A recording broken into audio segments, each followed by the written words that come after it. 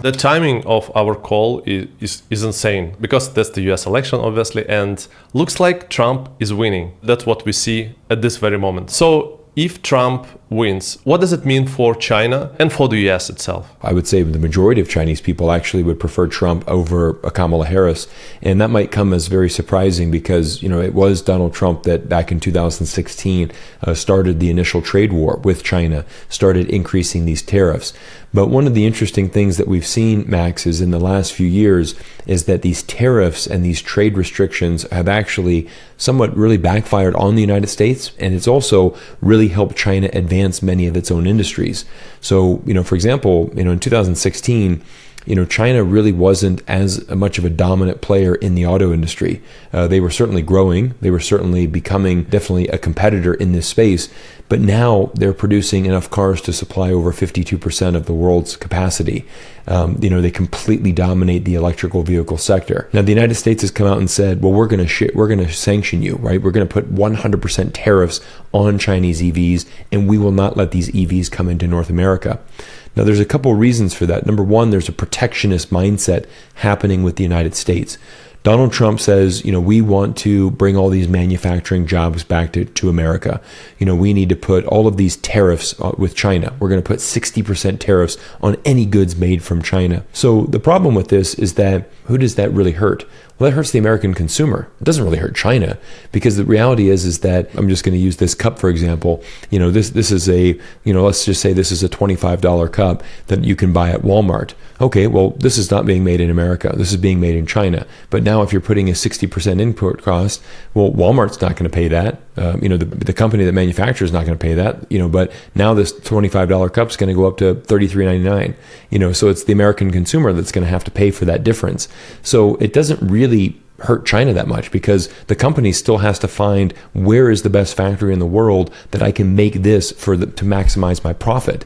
And for the majority of companies, they're still manufacturing in China. Even Apple in 2024, Apple started sourcing more products from China as opposed to less. They actually purchased less components from Taiwan, the United States, and South Korea. They actually started increasing their buying of local Chinese components because it's the price point, it's the logistics, it's the supply chain, it's the manufacturing. So, I think China is actually, again, they're in a very strong position being the world's factory, being the world's manufacturer. And I think with Trump, he's a little bit more easy to read in the sense that Trump is going to, you can tell exactly what he's going to do. He's going to say something, he's going to do it. And I think with the Kamala and the Democrats, there's a lot of uncertainty there. We don't really know what they're going to say. On one hand, they might say, we support the, one China policy. We want to be friends with you. And then the next week, okay, we're just going to sell $10 billion worth of arms to Taiwan. And guess what? We stand with Taiwan. So it sends a mixed signal to Beijing. They're like, well, do you stand with us? Are you standing with Taiwan? What's your situation here? We don't know how to read the situation. So that's kind of a very stark difference between the two camps. And ultimately, China's going to be China. I mean, they have an incredibly complex country that they're running, 1.4 billion people. They've got a lot of economic issues that they're dealing with, and they're having this transition in their own economy.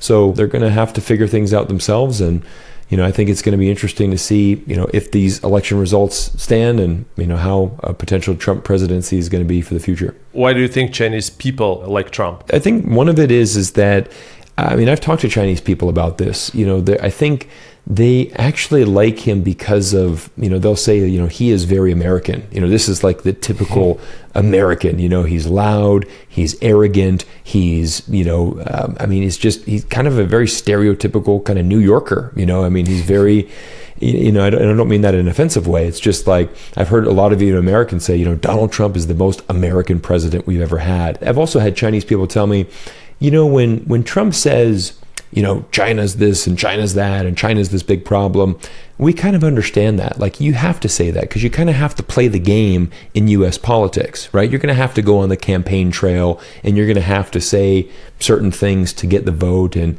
you have this, for example, Donald Trump is all about America first, right? America first. And Chinese people are very rational. Yeah, we get that because in China, we're thinking China first. And as Americans, you should think America first, right? Every country should be concerned about their own country, their own economy, their own national interest. So it is a very, an interesting one, but I think they respect him for that. They also respect him, I think, because he's not a politician, because they say, for example, I was talking to my father-in-law, who's obviously Chinese, and he said, this Trump guy, he really represents the American dream, right? And in America, you always hear anybody can be president. If you're born in America, anybody can be the president. And here he is, business guy, really wealthy, just shoots from the hip. He doesn't, no filter. That's Donald Trump. That's America. And there's your president.